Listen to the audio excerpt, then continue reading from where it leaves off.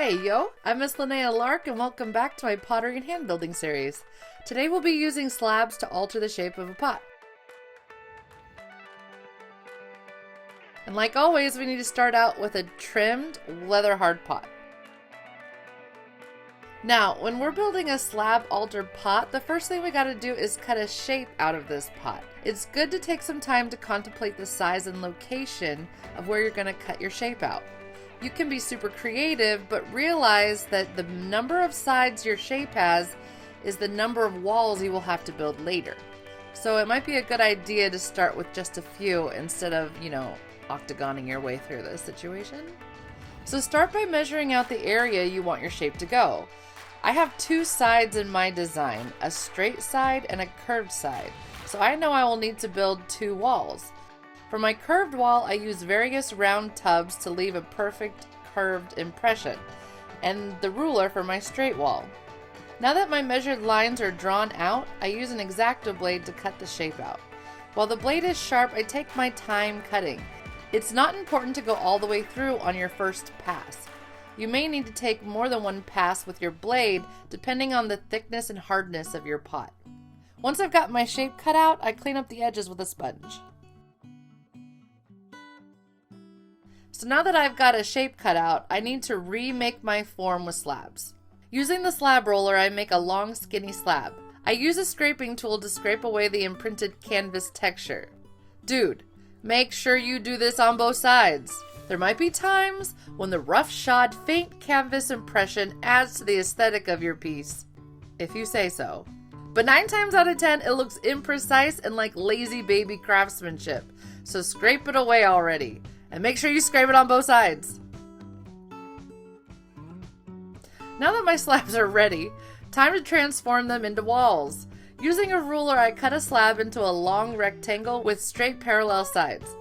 I use a rolling pin to get my clay to curve a bit before I stick it on my piece. And just so you know, I use pretty hard clay for my slabs, but if your clay is super wet and sticky still, you may need to let it set up a bit. You still want the clay wet enough to bend and curve without cracking, but you don't want it so super sticky and floppy that it slumps in on itself. Once I've got that curvature going, I carefully place the slab where I want to attach it.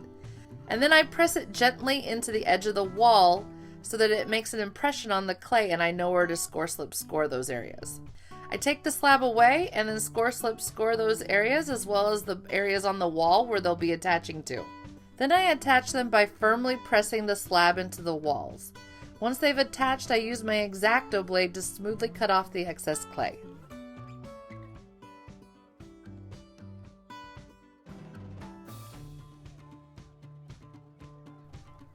Now I need to attach the second wall, but there's not enough room for the wall to fit in there. I take a strip of the slab to measure its thickness onto the curved wall, and then I cut it away. Now my second wall can easily fit up against my first wall. I mark where those two walls will join up and then score those joints together.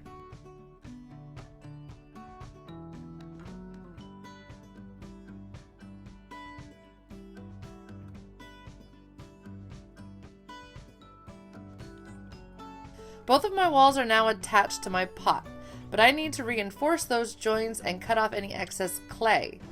I slip and score little clay band-aids onto all my joints and use my X-Acto blade to carefully cut off the excess slab walls.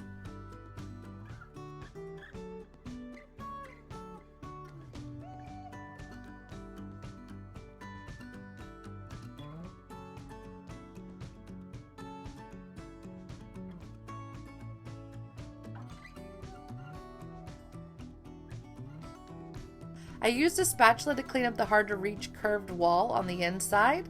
Since it was hard to see, I relied on my sense of touch to make sure the inner joints and walls were smooth and secure. The hard rubber-tipped tools were great for smoothing, compressing, and tidying up my craftsmanship.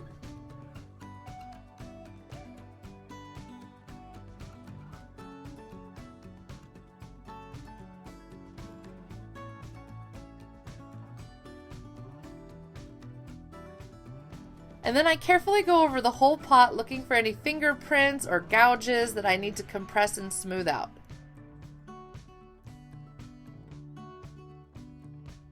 I sign the bottom and then I'm done. The difficult part of this pot was visualizing the three-dimensionality of how the walls would fit to one another. It may take you some trial and error, but you're up to it. Solve one problem at a time as they pop up and you'll knock them all out. No worries. I hope you guys are enjoying this pottery and hand building series. If you're learning and enjoying, please like the videos. If you want to see more, subscribe and check out some of my other videos. Happy day and happy pots!